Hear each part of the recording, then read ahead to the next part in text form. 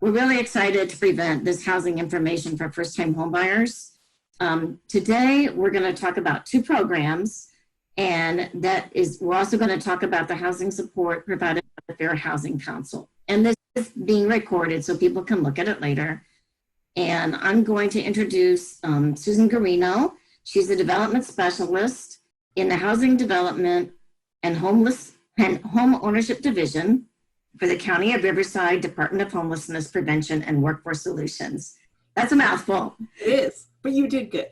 There you go. This department is responsible for administering the HUD Home Investment Partnerships Program County Entitlement Funds. So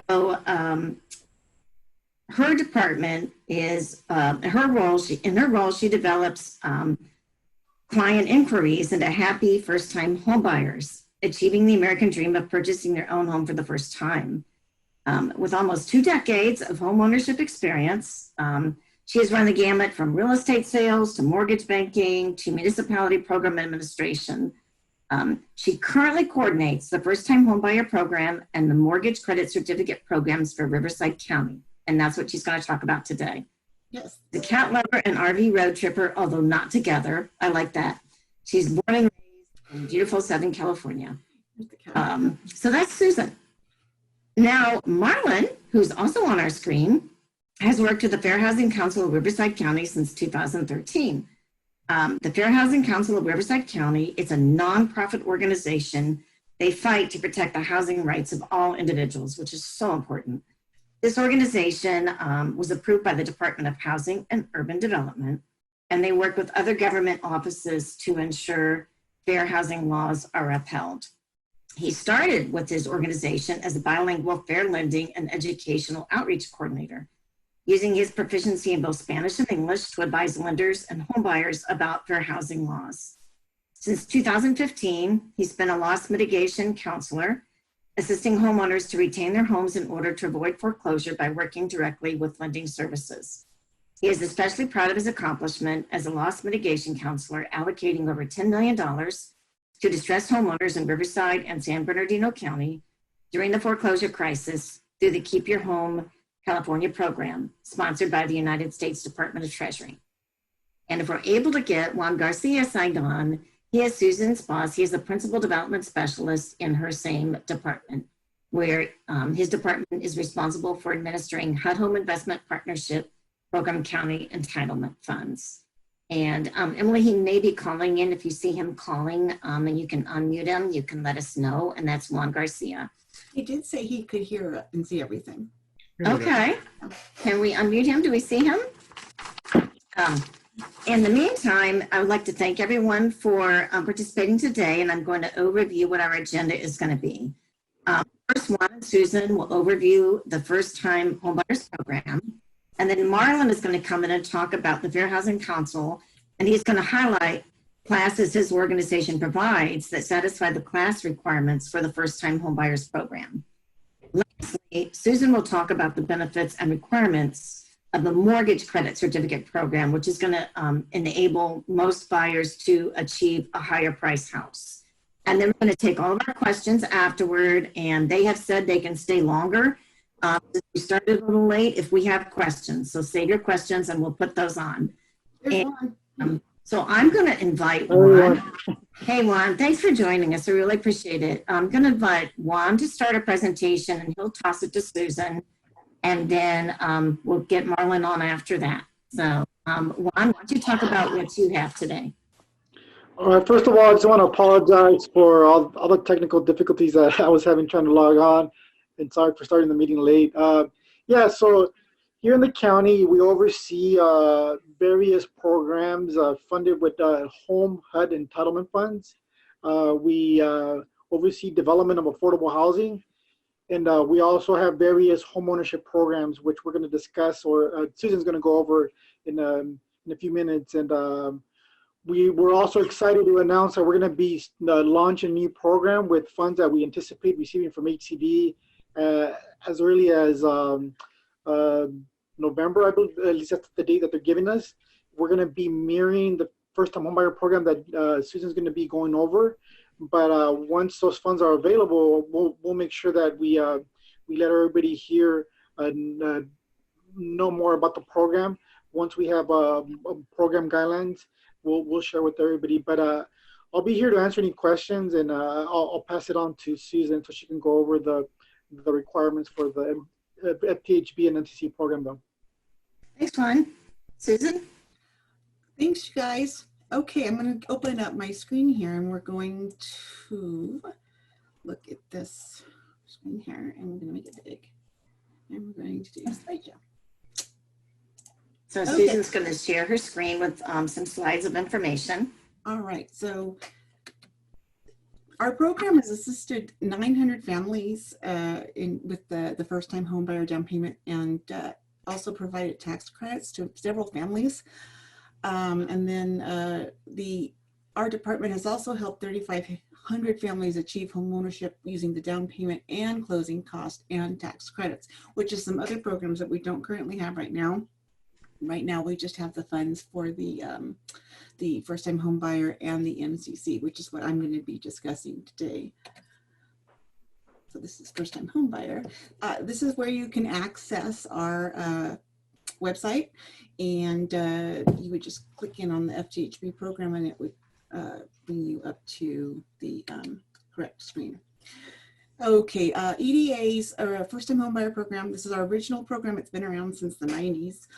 It provides up to 20% down payment assistance with not to exceed $75,000, and it's silent second. So that means it is 0 interest and 0 payments. And then if you live in your property for 15 years, it becomes forgiven. And that's like one of the best options of the program, because how many, loans are actually forgiven. And Susan, I just want to double check. Is your screen shared? Because we don't see it. You don't see it? Oh no, hang on here. Because let's get out of here. There's a second button after you share your screen to say yes. Go ahead. I think I missed the confirm. Did that work? Thank you. Okie dokie. So this one here, right? There. Okay. Now can you see it? No, we did a minute ago. Oh, it was on the screen. I have 2 monitors. All right. We're good. We're good. That's good. Okay, so back to this. All right, so yeah, so it's 20% of the down payment purchase price, and it's a silent second, so that's no payments, no interest, and it's forgiven after the 15 years. And we don't require additional borrower funds. It can be the full 20% down. Okay, these are our maximum purchase price limits. They're slightly different depending on program or purchase property type, and you have new construction, you have the condos and the townhomes, and you have manufactured homes. Now on the manufactured homes, it is only brand new, never lived in homes, manufactured homes. Otherwise, we won't consider it an eligible property. It can be a single family, condo, townhouse, PUD, and like I said, new. No in-ground pools or spas, and you have to have a minimum of 2 bedrooms. And there's some extra rules if the property is tenant occupied, because a lot of times a tenant will try to buy the property they're in.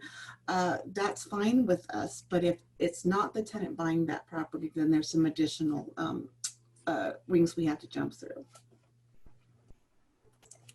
And then it's the unincorporated areas of Riverside County and participating cities. Desert Hot Springs is a participating city. Thank you, Desert Hot Springs, for participating with us so long on our FTHB program and MCC program. These are the cities that are not eligible because they have chosen, unlike Desert Hot Springs, to participate in our program. You have to be a first-time homebuyer. That's why it's called First-Time Homebuyer Program. And that means that you can't have any ownership in the last 3 years. And we check that by looking at tax returns. We're looking for that mortgage interest deduction to see if you've owned a home in the past 3 years. And if you haven't, then you qualify as a first-time homebuyer for our program. There's also income limits, which I can share later. And then obviously it has to be a primary residence, and you have to attend a approved HUD homebuyer class, which is going to be discussed today by Marlon. And we have no minimum credit score requirements. And you have to qualify for the main loan because we're just doing 20%. So there is a coordinating lender that will handle the other 80%. And so you have to fully qualify for that loan. And then here are our income limits. And it's household income limits. And so it's based on everybody in the household. That means if you've got grandma and grandpa living with you, you include their income. So that's why these are ceilings. So it has to be below these levels. And let's see, it has to be in good condition. We call those HQS, housing quality standards, and we actually do an inspection and make sure that it is proper for the borrower, because we don't want them getting into a unsafe or unsuitable home. And health and safety has to be completed on all of these. On here. Oh, and that concludes my section.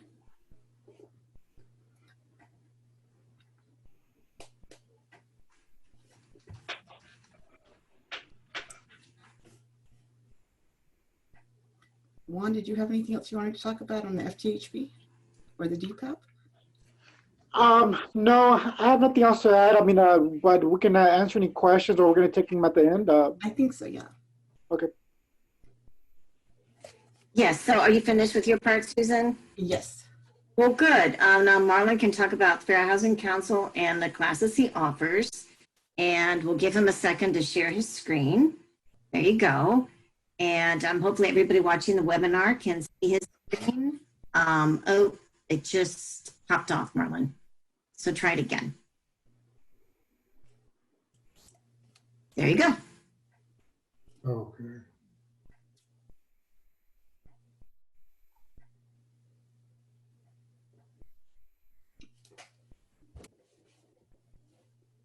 Okay, good morning, everyone. Good morning. My name is Marlon. I work with the Fair Housing Council of Riverside County. And thank you, Denise, as well as for putting on this fantastic webinar. Obviously, in spite of the coronavirus, we're trying to, it shows that this City of Hot Springs is trying to make an effort to reach out to its residents. And then we appreciate your time and efforts for doing that. So what I'm going to I'll just briefly describe what we do at the Fair Housing Council by first going over what our mission statement is. And I'll read it verbatim, and then I'll just summarize it, but because I'm required to read it. Okay, so it's to provide comprehensive services which firmly address and promote fair housing, anti-discrimination, rights, and further other housing opportunities for all persons without regard to race, color, national origin, religion, sex, familial status, for example, presence of children, disability, ancestry, marital status, age, source of income, sexual orientation, genetic information, or other arbitrary factors.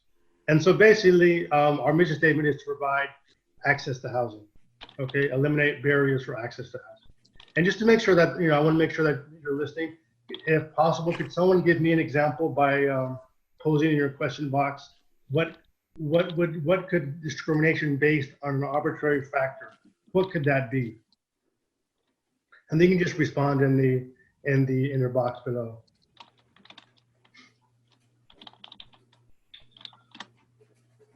So if you haven't, I can't see the responses, but has anyone responded, Denise? Not yet, but if we get a response, I'll get that to you and I'll read it and then just keep going. Okay. So just to make sure, if you haven't responded by now, I'll just give an example of what an arbitrary discrimination based on an arbitrary factor. Let's say, for example, you were to enter a rental facility to ask to rent an apartment. And let's say you had the facial tattoos, and based just on your just the manager, just based on your facial tattoos rather than your economic qualifying status, you were denied rent, or you were denied access to the property. That would be discrimination based on an arbitrary factor, right? And we did get a question. Someone mentioned, what if you're disabled? Is that discrimination? Exactly. You're also discrimination based on disability, yes. In which right now, that's one of the major most discriminatory elements that we're seeing right now is discrimination based on a disability. Wow. That is under that, because that is a protected class. Okay. But yeah, so outreach, yeah, that's one thing we want to make sure that you guys, if you have any questions, pose them, because take advantage of while we're here, we can address those issues or, you know, or like Denise said at the end of the program. Okay. So continuing on, these are the communities that we serve. Obviously, the County of Riverside, which includes the city of, you know, Riverside, Mill Valley, Corona, Specula, Desert Hot Springs, and so on. Okay, it's pretty straightforward. We have 4 physical locations. We have one in the Palm Springs area, downtown Palm Springs. We have one in Moreno Valley, Corona on the Thursdays in the public library. Now we don't, you know, obviously temporarily because of the coronavirus. And then also our temporary building is downtown Riverside. We're currently constructing a 72-unit affordable housing unit in downtown Riverside. So just to make sure, rather than, you know, we want to make sure that we're also making an effort to ourselves offer affordable housing. So what are our services? The First Housing Council.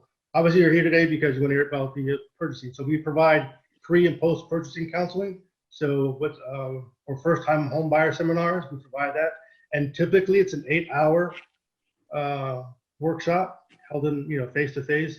But now we've done that online. So we've reduced the hours to just 3.5, you know, 2 to 3.5 hours. And that's where we'll have a lender come in. We'll discuss down payment assistance programs. Also discuss credit. We'll discuss how to purchase, improve your credit, have any credit issues. Also discuss consumer protection laws. Okay, and also this is basically the process of purchasing a property. Also, we do pre-purchase counseling. That goes over, let's say you have if you're already a homeowner, let's say if you have a mobile home and you need to, let's say, do repairs on it, we advise you, you obtain a loan estimate, we advise you of your rights regarding those loans, because typically it's, you know, they're higher, the rates are higher for mobile home financing. And also loss mitigation counseling, which is, you know, primarily what I do. And that's in the case if you're in the foreclosure process, I ensure maybe that your homeowner bill of rights or California homeowner bill of rights are being violated, and as far as dual tracking and stuff like that. Okay, so additional services, anti-discrimination, landlord-tenant. That's an example. Let's say if you're a landlord, if you're a property owner and you're renting your properties, we advise you of your rights as a landlord. And as conversely, if you're a tenant, and let's say you have issues with your landlord, we advise you of your rights as a tenant. So it's impartial, which I want to hit home, right? Because most people think, oh, you're in favor. No, we just explain what the law is. We advise what the law is. Okay. Also, administrative hearings, which in regards to Section 8, training and technical assistance, and also the enforcement of housing rights.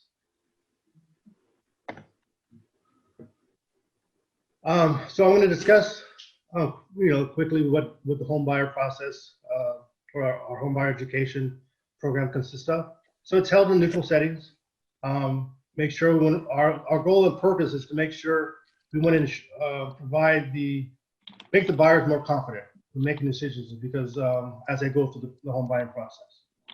It's been shown that the tool is necessary to avoid predatory lending and possible foreclosure, because once again, one of the primary goals of the first-time home buyer workshop is to ensure that not only purchasing the property, but maintaining the property, right? It's because it's the easiest part is the purchase price. But the most difficult part is just the maintenance, right? The long-term maintenance. And so we want to ensure that. And I think most importantly, we don't charge for any of our services. Not only we don't charge for the first-time homebuyer workshops and pre-purchase counseling, but none of our services are charged for, even loss mitigation. And just some benefits. And this is why typically the county work in collaboration, because it's shown that the homeowner is 3 times more likely to maintain their property or keep their property as a result of homebuyer education. Lower risk of delinquency and default. An additional 90-day delinquency reduced by those who receive counseling. And also, as I said earlier, one-on-one counseling was reduced by 34%. So it has benefits, and that's why it's required to take, you know, if you're requesting down payment assistance program. And so in the workshop, we cover assessing readiness to buy, budgeting, understanding the home loan process, finding the right realtor, understanding homeowners insurance, and understanding your credit. And also, once again, most importantly, is how to avoid predatory lending. And you can just take a screenshot, right, or a picture of this, because this is quick overview of a budgeting, what consists of a budget. And we'll send these slides out to everyone too. Okay, very good. And I think what's most in with the current situation is, right, I think we can all indicate the importance of emergency fund, right? Emergency fund, right? So these are things that we go over and discuss and how important basically the concept of budgeting in the process.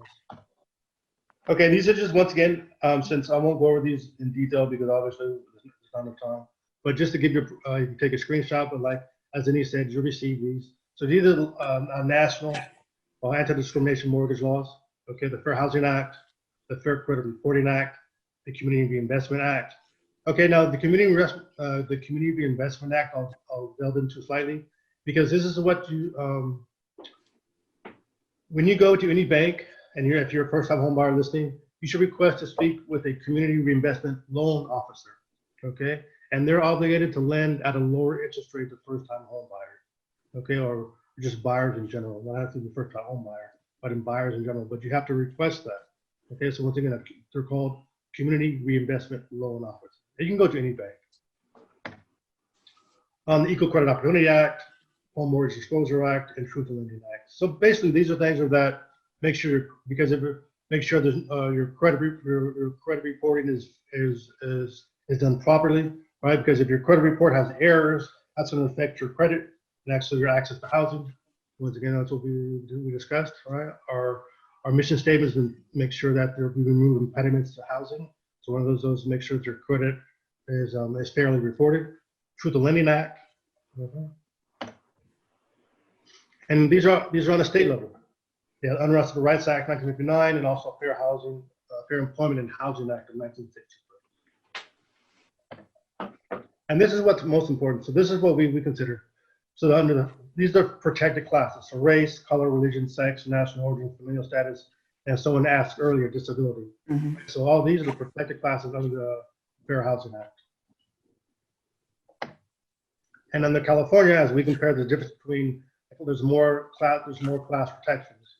So we have race, color, religion, sex, gender identity, gender expression, national origin, familial status, disability, age, marital status, ancestry, source of income, sexual orientation, genetic information, or other arbitrary factors. So for example, discrimination based on source of income. Most people think, oh, I just have Social Security or I have long-term disability. I was denied based on my income. Well, that would be an example of discrimination based on source of income. Because all the lender needs to see is that it's continuous, long-term continuous, and you have 2 months of basically proof. Okay, so source of income is also one of them. Okay, and then disability as well. So just a quick comparison.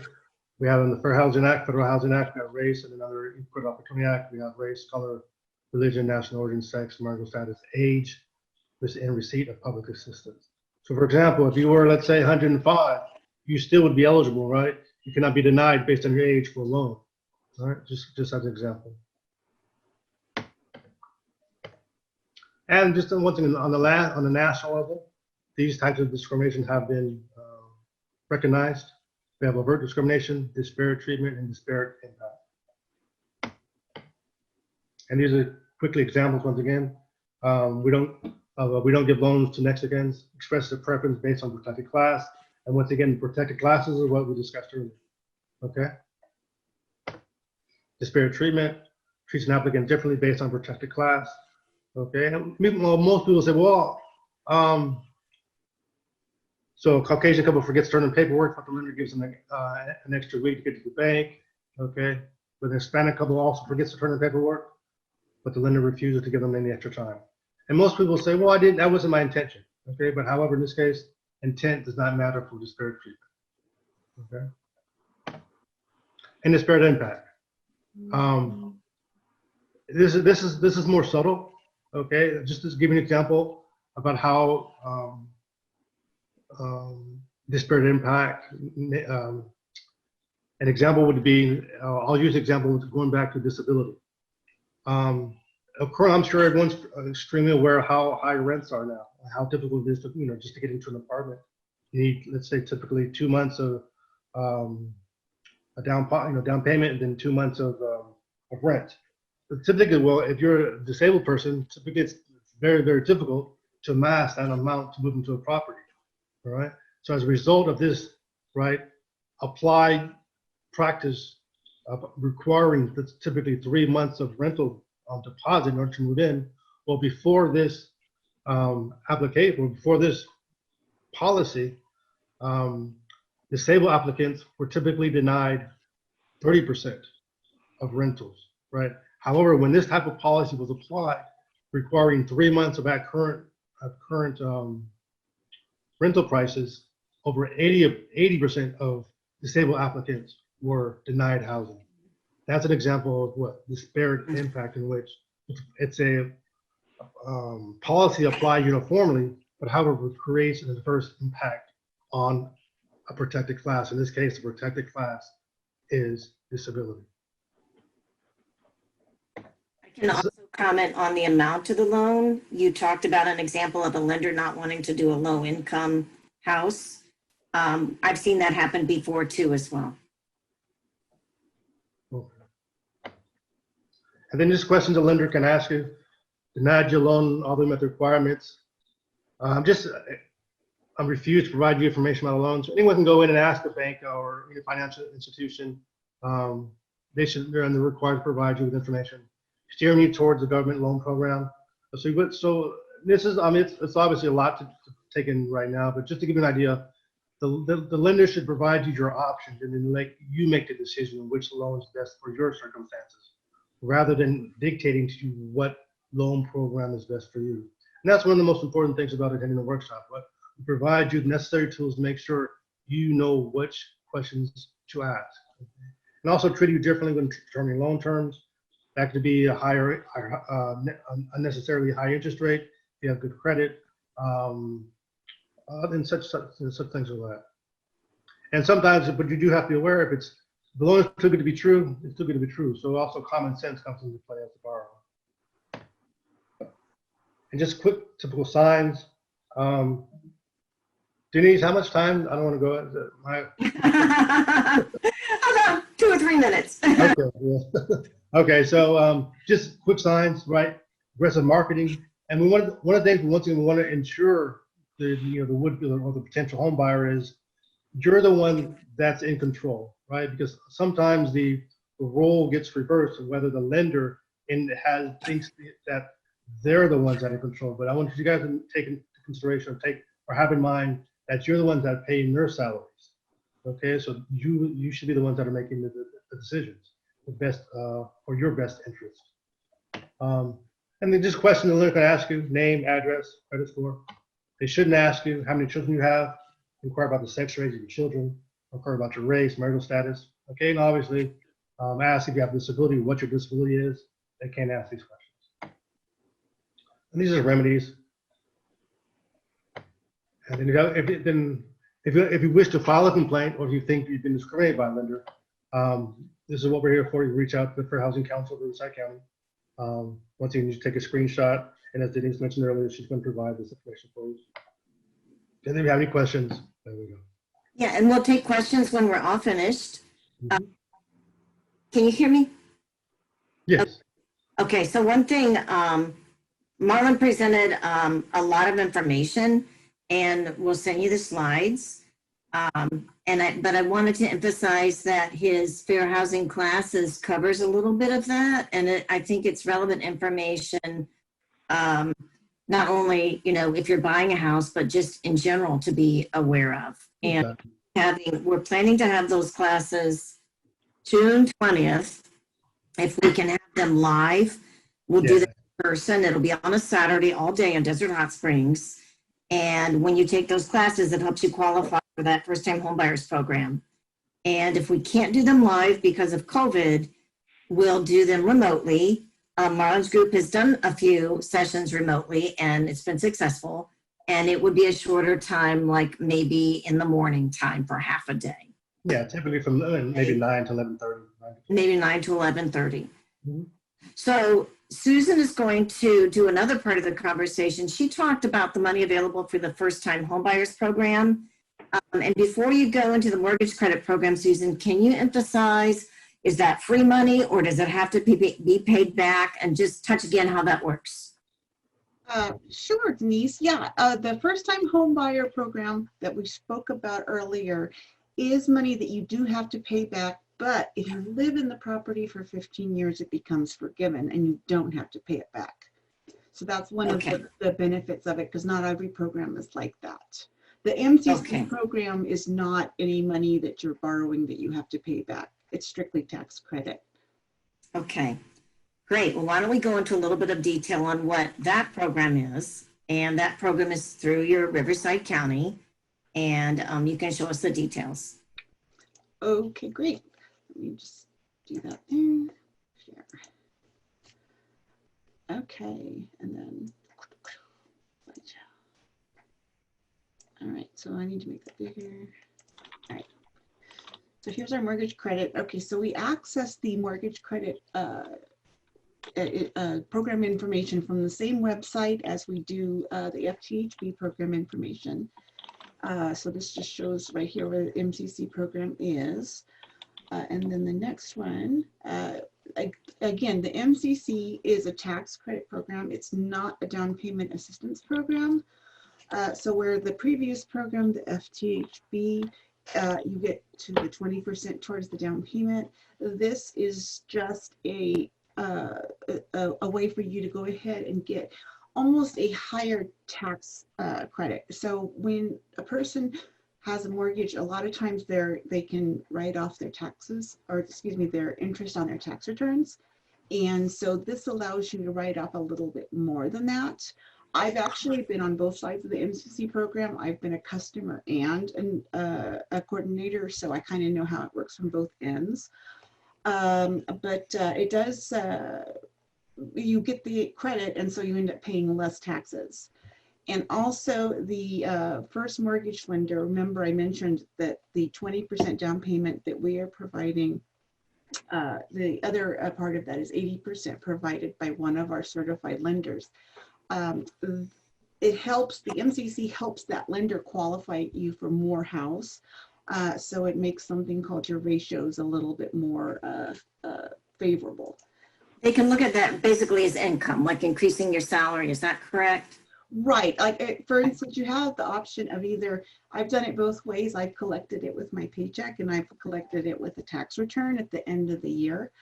My specific situation, everybody's situation is different because it's based on loan amount, it's based on interest rate. And so everybody's numbers is different. But mine ended up coming out to about $150 a month when I did mine. I'm not in it now, but it was about $150 a month, or about $1,500, a little bit more on my tax return, either or. So that's kind of a real life example. And it can be combined with our down payment assistance program. There is something called recapture tax. So if you sell the house or refinance, you have to, or not refinance, you sell the house, you have to pay, you might have to pay a recapture tax. And that, for that, what I tell people is there's 3 different things that you have to meet criteria wise. And it's really hard to meet all of those criterion all at the same time in the same manner. And so recapture almost never happens because none of those ducks line up. But it is still there, and it's important to know that that's a possibility. This is an example of how to calculate the credit. Remember, I said mine came out to about $150 a month, but it's different for everybody. So this shows how you would calculate your own. This is the first mortgage loan amount times the interest rate times 20%. And then it shows these numbers carried forward, so you can see at the end that on this one it came out to about $166.67 per month. Susan, can I just ask you, is this first-time home buyers only? Unless you're in a target area. If you're in a target area, the first-time home buyer requirement does not apply. Okay. And I think we're going to talk about target areas here in a minute. Right. Okay, so I was explaining about the tax deduction versus the tax credit. already. Okay, so the buyer qualifications for the MCC program. You must be the first-time home buyer unless you do a target area. So that means we're looking at your tax returns to make sure there's no mortgage interest on there. And then you have to be within the income limits of the program, which I'm going to show in a minute. They are different from the previous program. They're a little bit more forgiving. And then also on that target area, there's higher income limits also. So it's a little more favorable for that as well. Still primary residence, but no minimum credit score. Okay, and then there's the income limits for the MCC. And again, it is based on household income. But you can see here where it has the outside target area versus the inside target area. So you can see that there's some difference here. And actually, for somebody who has, let's say it's a mom and dad and a child, that they can go up to $108,000, $500 for income if they're buying inside a target area. If they don't buy inside the target area, it's only an $89,125 limit. The property requirements, there's no, you can be foreclosed, short sale, or private party. It has to be on a manufactured home. It doesn't have to be new. And then the purchase price limits apply also. Again, inside target area, outside target area. And then these are the areas in Riverside County that are eligible to receive MCC assistance, except for these cities here. Again, Desert Hot Springs, thank you. It has been participating with our program for many, many years, and we appreciate that. Let's see here. And also one other thing on the city versus the county. When we get a property address, there's a website we go to, we type it in, and it tells us if it's city or county, because sometimes if you're looking at something with, like, let's say a Corona address, or, it says it's city, but then you're not sure because it could be on the outskirts. It could have like a city address, but it's really county. So by going into the website, that tells us if a property is city or county, and that's how we can tell. So something might still have like an Eastvale address, but it's not really in the city. It would say in the county if we looked it up on our website. So it's important to not necessarily dismiss a property just because it has one of these. It just means it's a flag to look further. This is the process to qualify for both our FTHB that we talked about earlier and our MCC. I had mentioned working with the certified loan officer who would handle the 80% of the purchase price, because FTHB is handling the 20%. So that's our approved loan officer. And on our website, we have a list of our approved loan officers for both programs. You must use an approved loan officer or we will not consider the application. They go through, like it says here, a rigorous approval process, and they maintain education with us on regular training intervals.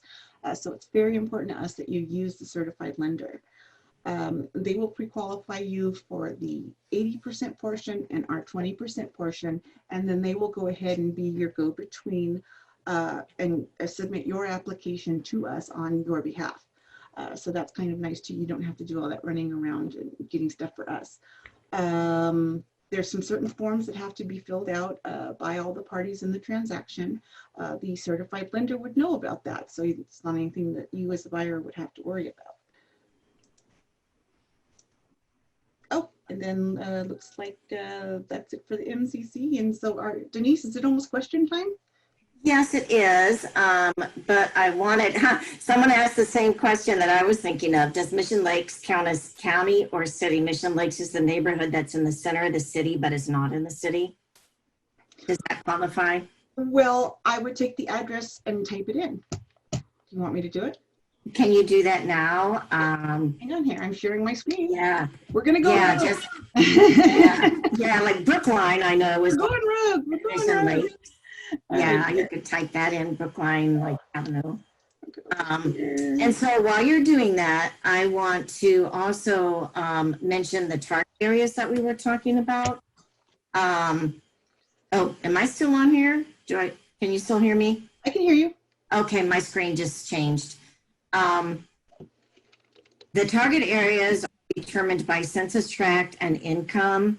And Susan just released an updated list of target areas. And so what my assistant Anna and I are doing is we're reviewing all of our new home developments to see which census tract they're in, to see if you qualify for some of the more flexible income amounts. So we should have that done shortly, like within the next week.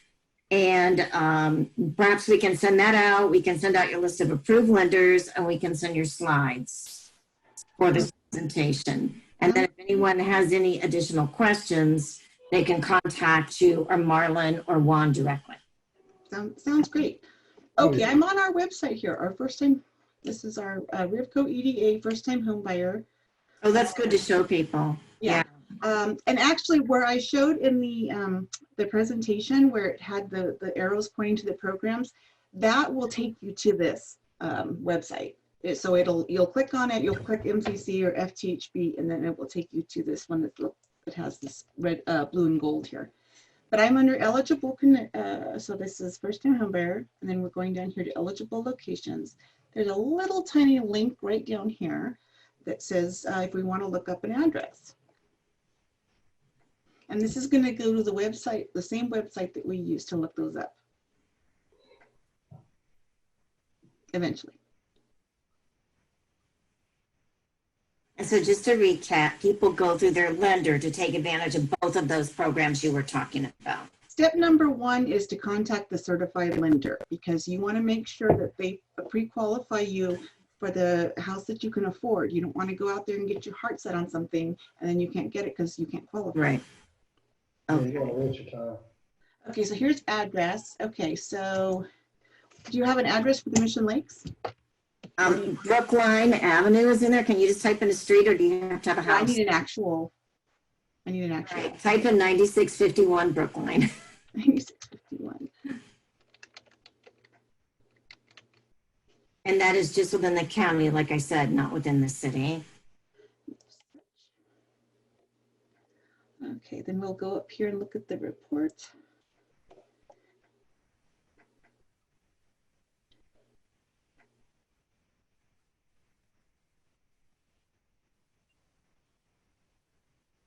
And while she's looking, if anyone in the audience has any more questions and they want to type it in, we'll look at the screen and we'll answer your questions as well. So this is the report that comes up. You can just scroll down a little bit here. And right here where it says city boundary, it says not in a city. That means it's county only. Right. That means this property would qualify for our program. Okay, so it would qualify for your program. Yes. Because Okay, good. So I'm good. That probably sounds like anything in Mission Lakes. Then it's a whole neighborhood, and it's all just in the county. Okay. Because if it was an actual address, then this would say city. You know, it would say like Riverside or Desert Hot Springs. You know, Right. The city name there. Okay, so it's good to know that it does count. Okay. So if you see a house that you love and you wonder, you can just go to our Just website. check it in there. Good to know. Hit the link. Okay, sounds good. All right. Can you hear me? Is that Juan? Hey, Juan. Yes. Yeah. Yeah, I just wanted to add something. So the PHP program, we get an annual allocation. We get it around September and August. The MTC program, however, the state California Debt Allocation Committee Select, they are not making those funds available this calendar year. So we're close to exhausting the funds for the MTC program.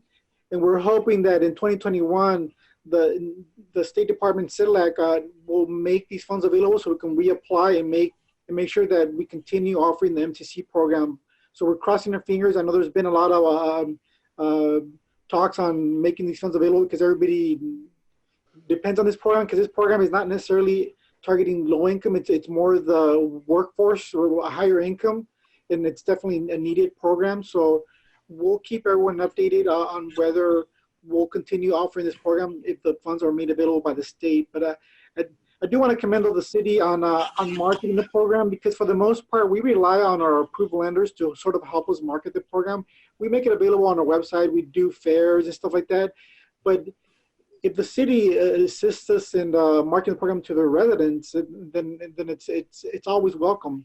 So I'm also grateful that you're looking at actual areas and marketing to those actual areas, because especially with new developments, you can include brochures so that when people go to these new developments to purchase a home, they can see the various programs that are available to them, and it definitely helps.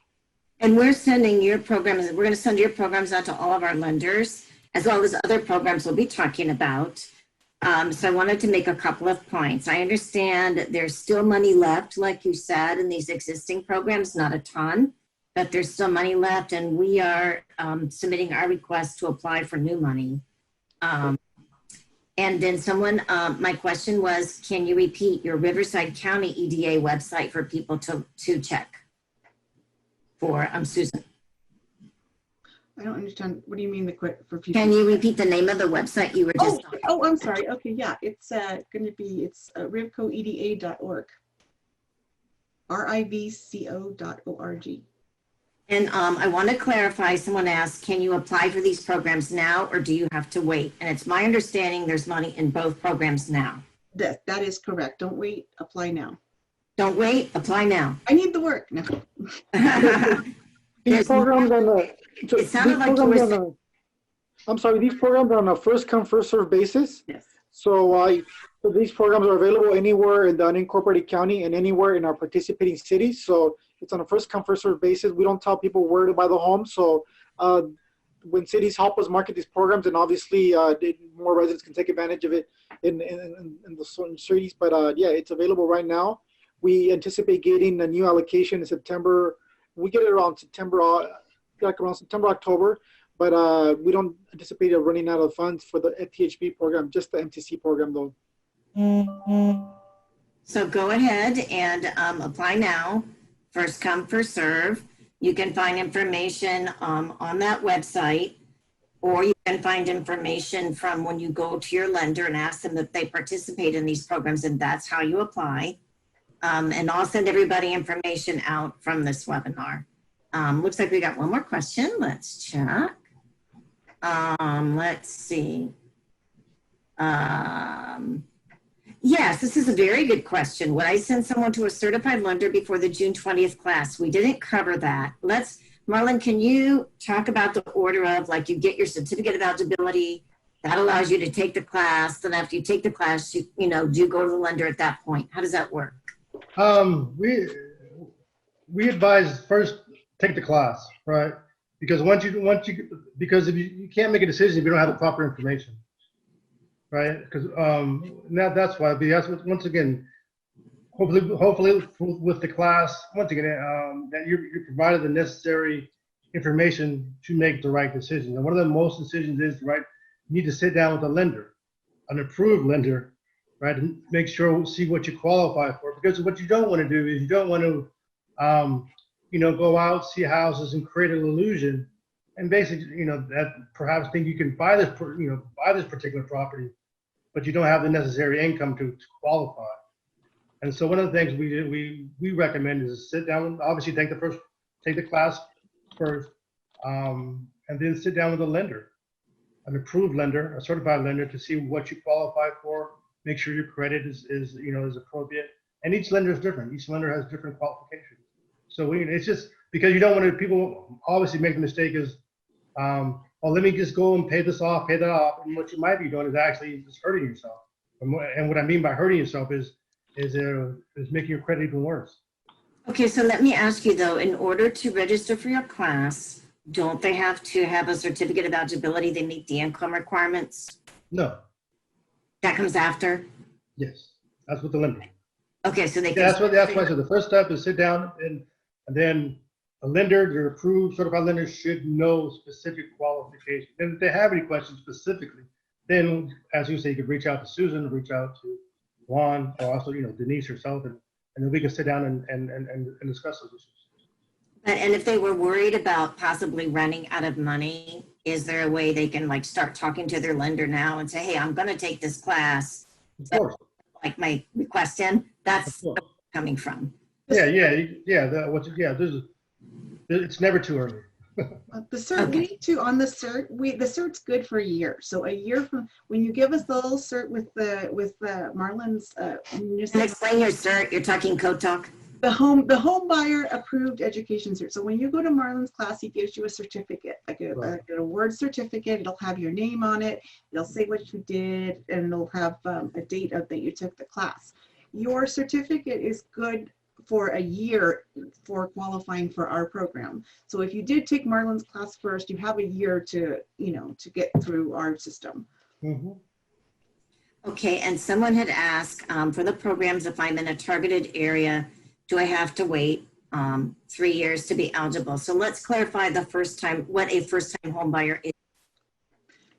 Well, you've got two programs there. If you're talking about the first-time home buyer program, the down payment assistance, there's no target area with that program. The target area is only with the MCC.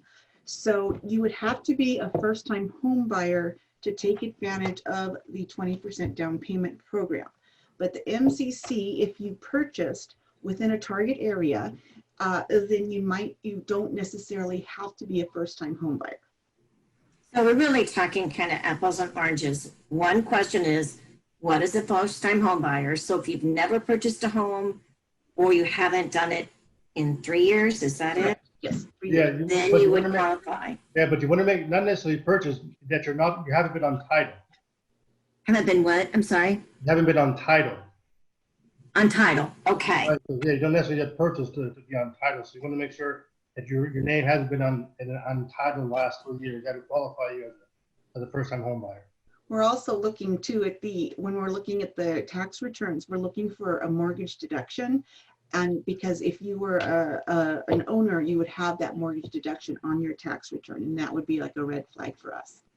Okay, and then where the target area comes in, the target area simply means for the mortgage credit certificate program, you're allowed to have a higher amount of income. Yes. And still qualify. So that's the main difference. It's just a little bit more flexible. It's more flexible in income, and it's more flexible in purchase price. In purchase price, that's right. Purchase price is very high right now out in the market.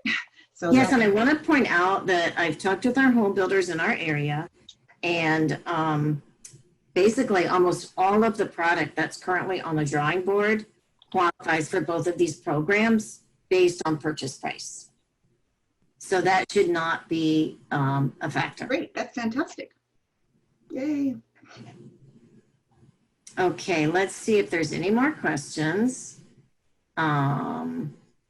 Let's see, I don't see any more questions coming in. It's a little after 12. Let's just wait one more minute and see if anybody has any questions. You can also reach out to any of the people on the webinar. We'll send their information out. And we encourage people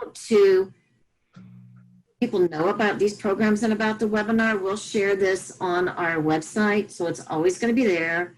We've got the classes coming up. Marlon, are you going to offer any classes remotely in the meantime at any other locations if someone was in a hurry? Yes, we're going to offer a class this Saturday, actually.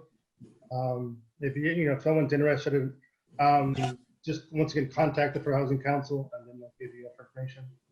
Okay, and that's remotely? Yes, it'll be remotely. Yes, I mean, as of right now, we do not have any face-to-face classes scheduled. All will be, as of right now, will be held remotely. Okay, and we will also be, we're hoping to do a new homes tour in July if COVID opens up.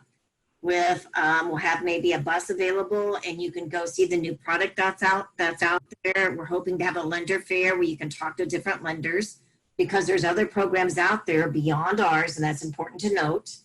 And we're also working on a USDA webinar where they're going to talk about some of their lending products and self-help program where you can get technical advice on actually building your own home. We have 10 homes that are being completed that we will be highlighting very soon. So our goal is just to convert renters to buyers out there. Let's see, it looks like maybe we got one more question or two. Let's see. Okay, so someone talked about participating in the Saturday class. So we'll pull it, we'll get it from Marlon, and when we send our information out, we'll include this. And we will put, I'm not sure where on our website the webinar will be, probably on the homepage. But I will find that out as soon as possible and let people know.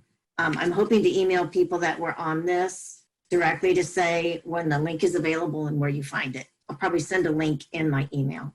Hey, Denise, Yeah.